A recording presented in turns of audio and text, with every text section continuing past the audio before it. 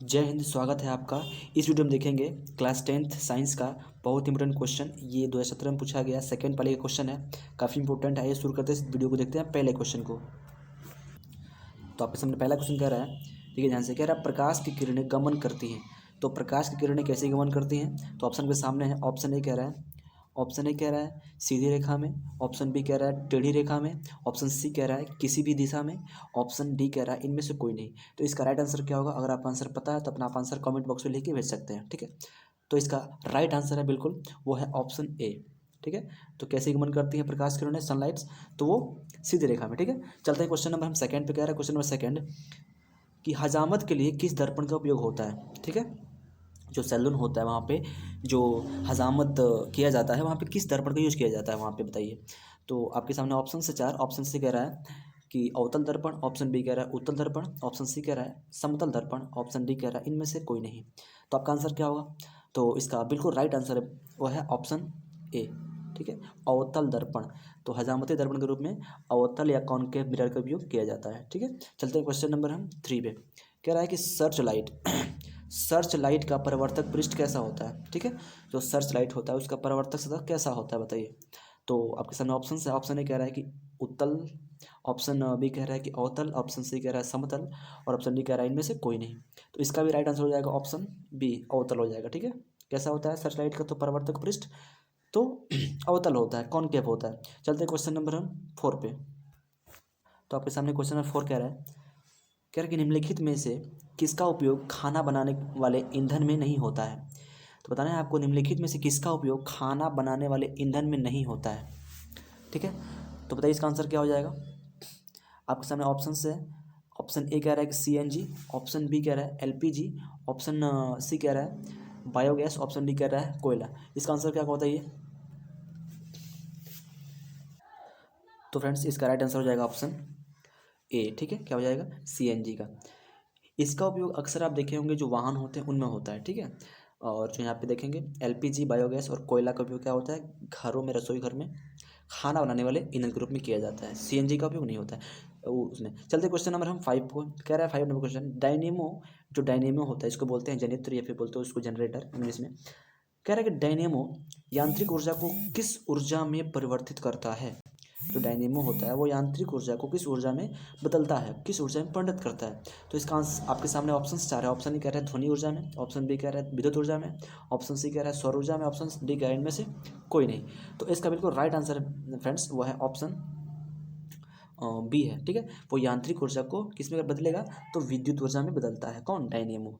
और एक और है जिसको बोलते हैं विद्युत मोटर, वो विद्युत ऊर्जा को बदलता है किसमें? विद्युत ऊर्जा को बदलता है वो यांत्रिक ऊर्जा में। कौन? विद्युत मोटर, याद रखिएगा। चलते हैं क्वेश्चन नंबर हम 6 पे। तो आपके सामने क्वेश्चन 6 कह रहा है कि घरों में विद्युत से दुर्घटना किसके कारण होती है? घरों में विद्युत से, इलेक्ट्रिसिटी से जो दुर्घटना होती है वो किस कारण होती है, बताइए। ऑप्शन आपके सामने है। ऑप्शन ए कह रहा है फ्यूज तार द्वारा, ऑप्शन बी कह रहा है शॉर्ट सर्किट द्वारा, ऑप्शन सी कह रहा है कि उच्च धारा प्रवाह द्वारा, ऑप्शन डी कह रहा है इनमें से कोई नहीं। तो इसका राइट आंसर हो जाएगा बिल्कुल option B is a correct answer of this question. तो शॉर्ट सर्किट जब होता है, जब कोई फॉल्ट होता है, स्पार्किंग करता है, तभी क्या होता है? घरों में दुर्घटनाएं होती हैं। चलते क्वेश्चन नंबर हम 7 पे। कह रहा है कि आंख व्यवहार करता है, यानी आंख जो होता है उसका किस तरीके से उसका व्यवहार होता है उसका। तो आंसर आपके सामने ऑप्शन बताइए क्या होगा। ऑप्शन ए कह रहा है कि अवतल दर्पण की तरह आंख का व्यवहार होता है, ऑप्शन बी कह रहा है कि उत्तल लेंस की तरह आंख का व्यवहार होता है, ऑप्शन सी कह रहा है कि समतल दर्पण की तरह आंख का व्यवहार होता है, और ऑप्शन डी कह रहा है इनमें से कोई नहीं। तो आपका आंसर क्या होगा बताइए। आपको आंसर पता है तो अपना आंसर कमेंट बॉक्स में लिख के भेज सकते हैं हम तक। इसका राइट आंसर बिल्कुल ऑप्शन है बी, यानी उत्तल लेंस की तरह, कॉन्वेक्स जो लेंस होता है उसके जैसा क्या होता है? आंख का व्यवहार होता है। चलते हैं आप चलते हैं केमिस्ट्री के पोर्शन पे। क्वेश्चन नंबर 1 कह रहा है केमिस्ट्री का, कह रहा है कि खड़िया का रासायनिक सूत्र क्या होता है? जो खड़िया होता है उसका केमिकल फार्मूला क्या होता है, ठीक है। तो ऑप्शन के सामने है। ऑप्शन ए कह रहा है कि मैग्नीशियम कार्बोनेट, ऑप्शन बी कह रहा है कैल्शियम ऑक्साइड, ऑप्शन सी कह रहा है कैल्शियम कार्बोनेट, और ऑप्शन डी कह रहा है कैल्शियम हाइड्रोकार्बोनेट, ठीक है। इसका आंसर क्या होगा बताइए। तो आपके सामने जो ऑप्शन सी कह रहा है ना, ये कार्बोनेट, कैल्शियम कार्बोनेट, इसी को क्या बोलते हैं? खड़िया बोलते हैं। इसको बोलेंगे संगमरमर, ठीक है। बात समझ गए? या इसको चूना पत्थर बोलेंगे। चलते हैं क्वेश्चन नंबर कितना, सेकंड पे। कह रहा है क्वेश्चन नंबर सेकंड आपके सामने देखिए, COOH, ठीक है, COOH। अभिक्रियाशील मूलक को क्या कहते हैं? ये अभिक्रियाशील मूलक इसको क्या कहते हैं बताइए? ऑप्शन ए कह रहा है एल्डिहाइड कहते हैं, ऑप्शन बी कह रहा है अम्ल कहते हैं, और ऑप्शन सी कह रहा है कीटोन, ऑप्शन डी कह रहा है ईथर। तो इसका बिल्कुल राइट आंसर है फ्रेंड्स वो है ऑप्शन बी, अम्ल कहते हैं। यानी ये जो अभिक्रियाशील मूलक है जिस हाइड्रोकार्बन लग जाता है उसको अम्ल बना जाता है, ठीक है ना, तो अम्ल हो जाता है। Option B is the right answer. चलते हैं क्वेश्चन नंबर हम 3 पे, केमिस्ट्री के ऑप्शन इसका क्वेश्चन कह रहा है 3 नंबर कि किसी भी अम्लीय विलयन का पीएच कितना होता है? किसी भी अम्लीय विलयन का एसिडिक जो सॉल्यूशन होता है उसका पीएच कितना होता है? पीएच।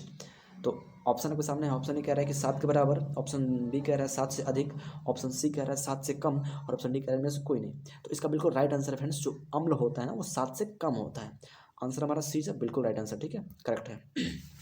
चलते हैं क्वेश्चन नंबर हम 4 पे कह रहा है कि पारे का अयस्क क्या है? पारा जो होता है मरकरी, उसका अयस्क क्या है? ऑप्शन ए कह रहा है बॉक्साइट, ऑप्शन बी कह रहा है हेमाटाइट, ऑप्शन सी कह रहा है मैग्नेटाइट, और ऑप्शन डी कह रहा है सिनेबार। तो इसका आंसर क्या हो जाएगा? Cinnabar, D is right answer, ठीक है। इसको बोलते हैं HGS, ठीक है, मर्क्यूरिक सल्फाइड। चलते हैं क्वेश्चन नंबर हम 5 पे। तो आपके सामने क्वेश्चन नंबर 5 कह रहा है, देखिए ध्यान से, कह रहा है कि एक अणु सूत्र परंतु विभिन्न संरचना सूत्र वाले यौगिक क्या कहलाते हैं? ठीक है, जिनका अणु सूत्र समान होता हो, ठीक है, जिनका मॉलिक्यूलर फार्मूला जो होता है समान होता हो, लेकिन उसके जो स्ट्रक्चरल फार्मूला है वो भिन्न भिन्न होते हैं, डिफरेंट टाइप के होते हैं। वो आंसर किसका क्या होगा बताइए? ऑप्शन ए कह रहा है कि बहुलक पॉलीमर, ऑप्शन बी कह रहा है अपरूप, ऑप्शन सी कह रहा है समायोवी, और ऑप्शन डी कह रहा है इनमें से कोई नहीं। तो आंसर क्या हो जाएगा हमारा? Option C is right answer. इसको बोलते हैं समायोवी, ठीक है। चलते हैं क्वेश्चन नंबर हम 6 पे, कह रहे हैं निम्नलिखित में से कौन प्रबल अम्ल है? ठीक है, प्रबल अम्ल कौन है बताइए? अगर आपने पढ़ा है तो इसका आंसर जानते होंगे। तो इसका ऑप्शन बताइए क्या होगा राइट आंसर? ऑप्शन ए कह रहा है H2SO4 या सल्फ्यूरिक अम्ल, ऑप्शन बी कह रहा है हाइड्रोक्लोरिक अम्ल, ऑप्शन सी कह रहा है कि नाइट्रिक अम्ल या HNO3, और ऑप्शन डी कह रहा है इनमें से सभी। तो जाहिर सी बात है कि सभी क्या है? सभी के सभी प्रबल अम्ल हैं, क्योंकि ये सभी जल में घुलकर अधिक मात्रा में अधिक सांद्रता वाले हाइड्रोजन प्लस आयन देते हैं, या फिर H3O प्लस आयन देते हैं, हाइड्रोनियम आयन, ठीक है। इसको क्या कहेंगे? हमारा आंसर क्या होगा? ऑप्शन डी, सब हो जाएगा। चलते क्वेश्चन नंबर हम 7 पे, कह रहे हैं आधुनिक आवर्त सारणी में, आधुनिक जो आवर्त सारणी है जिसको मोजले ने दिया था, उसमें 36 कतारों की संख्या कितनी है? जो 36 कतार बने हैं, जो पट लाइनें बनी हैं वो कितनी हैं? तो उसमें मिलनी कितने हैं? तो 7 हैं। कितने हैं? 7। इसको बोलते हैं आवर्त। क्या बोलते हैं? आवर्त बोलते हैं। चलते हैं अब बायोलॉजी के सेक्शन पे, कह रहा है क्वेश्चन नंबर इसका 1 कि रक्त का थक्का बनाने में सहायक होता है, रक्त का जो क्लॉटिंग करता है वो कौन होता है? उसके रक्त का कौन सा पार्ट होता है? तो हमारा आंसर क्या हो जाएगा इसका? ऑप्शन ए कह रहे हैं कि लाल रक्त कोशिका, ऑप्शन बी कह रहा है कि श्वेत रक्त कोशिका, ऑप्शन सी कह रहा है कि रक्त बिंबाणु, या इसको बोलते हैं प्लेटेट्स, और ऑप्शन डी कह रहा है इनमें से कोई नहीं। तो इसका राइट आंसर क्या हो जाएगा फ्रेंड्स? इसका राइट आंसर है ऑप्शन सी जो राइट आंसर, ठीक है। रक्त बिंबाणु या प्लेटलेट्स होते हैं जो रक्त का थक्का बनाने में सहायक होता है। चलते हैं क्वेश्चन नंबर 2 पे। तो आपके सामने क्वेश्चन सेकंड कह रहा है कि वृक्क की संरचनात्मक एवं क्रियात्मक इकाई को क्या कहते हैं? ठीक है, तो ऑप्शन आपके सामने है। ऑप्शन ए कह रहा है ग्लोमेरुलस, ऑप्शन बी कह रहा है बोमेंस कैप्सूल, और ऑप्शन सी कह रहा है मूत्रवाहिनी, ऑप्शन डी कह रहा है नेफ्रॉन। तो दोस्तों इसका आपने पढ़ा है तो आप आंसर कमेंट बॉक्स में लिख के भेज सकते हैं मुझसे, ठीक है। तो इसका बिल्कुल करेक्ट आंसर हुआ है ऑप्शन डी, नेफ्रॉन कहते हैं, ठीक है। क्या होता है? नेफ्रॉन होता है। चलते क्वेश्चन नंबर हम कितना पे? तो 3 पे, कह रहा है एक कोशिकीय शैवाल में, ठीक है, सिंगल जो जिसमें होता है कोशिका शैवाल में जल का परिवहन डैश द्वारा होता है। ऑप्शन ए कह रहा है कि परासरण द्वारा होता है, ऑप्शन बी कह रहा है विसरण द्वारा होता है, ऑप्शन सी कह रहा है अवशोषण द्वारा होता है, और ऑप्शन डी कह रहा है रसारोहण द्वारा होता है। तो इसका आंसर क्या हो जाएगा फ्रेंड्स बताइए?